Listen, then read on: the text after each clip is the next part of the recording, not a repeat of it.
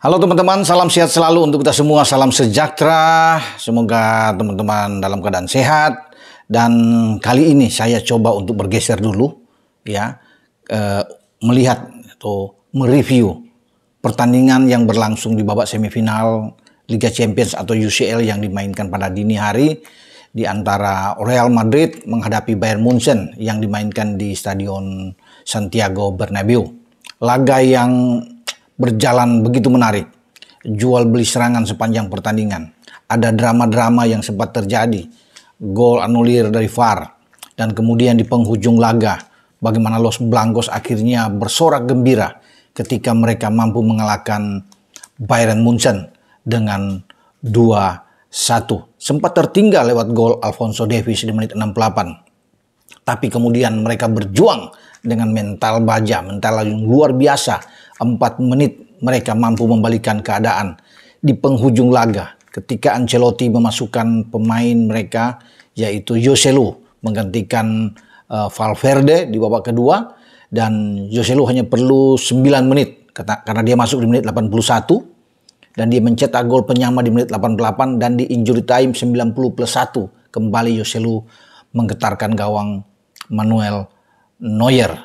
2 gol ini lahir begitu cepat, mengagetkan bagi kubu Munchen, dan ada sebuah kesalahan yang dibuat oleh kiper mereka Manuel Neuer. Ya, ketika Munchen sedang unggul dan nampaknya akan berpesta di Bernabeu ketika mereka akan menyingkirkan pemegang gelar 14 kali juara di UCL Madrid sampai di menit ke-87 sebelum ada tembakan dari Vini Junior yang kemudian mental tembakan yang tidak kuat sebenarnya, tidak keras, tetapi tidak lengket juga bagi Neuer untuk bisa menahan bola ini.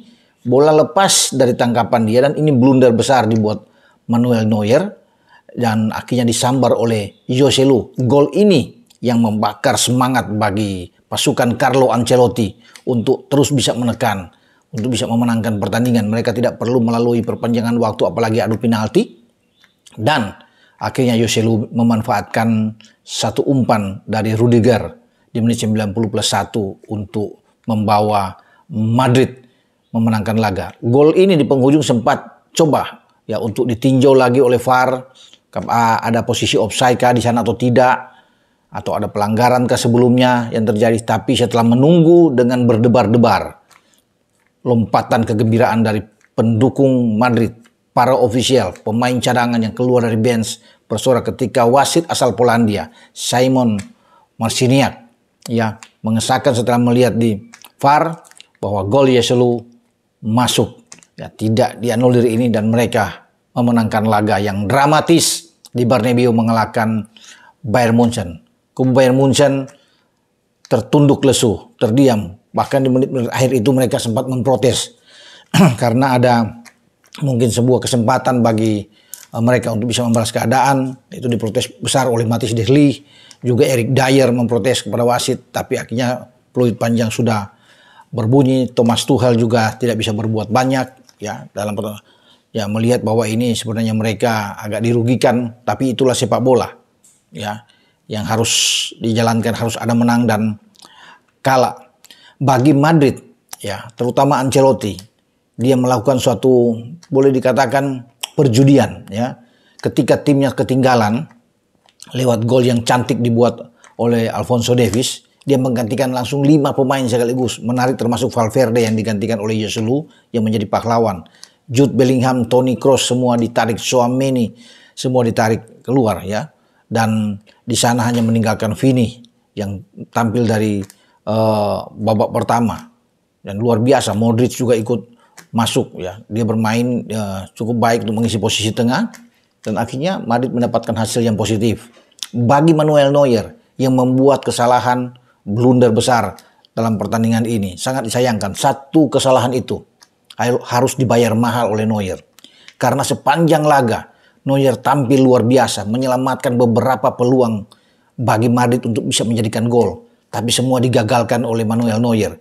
Namun dia membuat Munchen itu harus jebol di menit 88 dengan kesalahan yang tidak perlu untuk dia lakukan. Akhirnya secara agregat Madrid lolos dengan 4-3 karena sebelumnya di Allianz Arena Madrid bermain 2-2 dengan Munchen dan mereka menang 2-1 kali ini.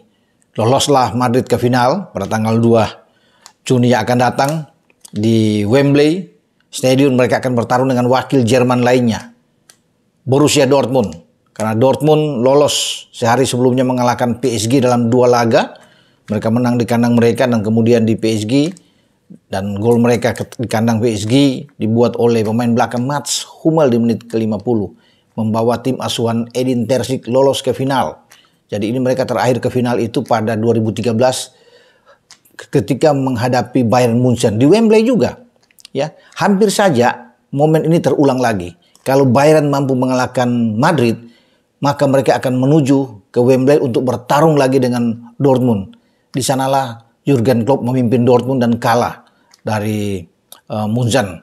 Ya, kalau ini terulang tentunya akan menarik bahwa di stadion yang sama dalam 2 kesempatan 2 tim dari satu negara itu hadir dan mungkin ini sejarah pertama bahwa ada 2 klub dari Jerman itu bertarung 2 kali di Wembley di final UCL. Tapi Madrid menggagalkan upaya ini dan akhirnya Madrid bisa lolos ke babak final.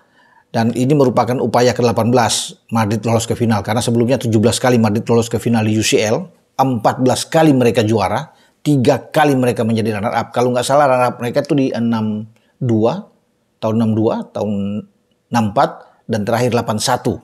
Ya, Madrid bisa kalah 3 kali itu. Tapi selebihnya mereka menjadi satu-satunya tim yang menjadi juara di panggung tertinggi Eropa 14 kali di UCL. Sekarang mereka memburu gelar ke-15 kali. Ya di Wembley dan nampaknya bisa mereka dapatkan karena mereka punya mental yang luar biasa.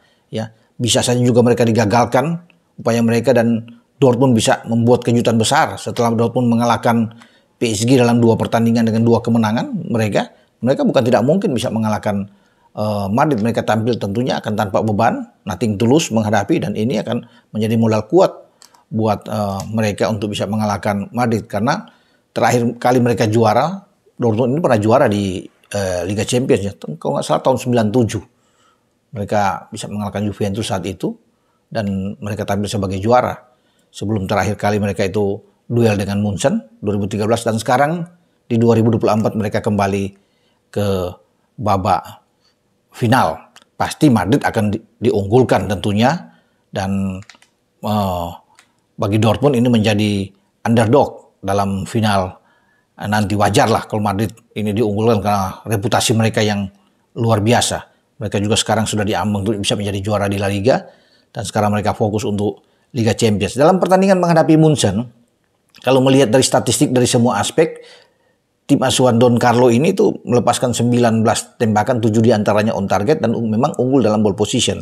Tipis memang 58% berbanding dengan 42%. Munchen sendiri hanya melepaskan 8 tembakan. 8 tembakan itu dengan 3 on target dan 1 bisa menghasilkan gol. Ya memang sangat disayangkan bagi Munchen ya karena mereka tidak mampu untuk bisa keluar dari tekanan karena mereka kalau berhadapan dengan Madrid mereka selalu sulit untuk bisa menang.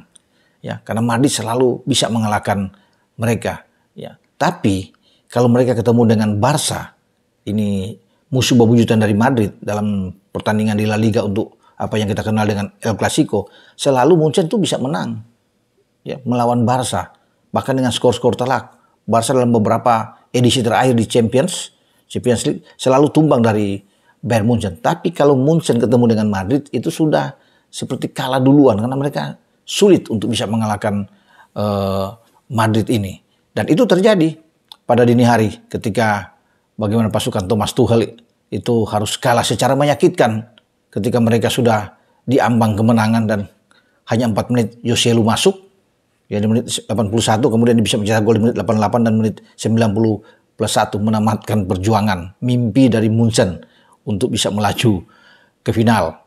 Oke, selamat buat Los Blancos, buat Real Madrid yang sekarang sudah berada di final. Kita akan tunggu hasil pertandingan nanti mereka melawan Borussia Dortmund di Stadion Wembley. Sampai di sini review saya untuk UCL, ya tidak ada lagi wakil Inggris. Sayang wakil Inggris tidak mampu untuk bisa berada di markas mereka ketika pertandingan ini final dilangsungkan di Wembley.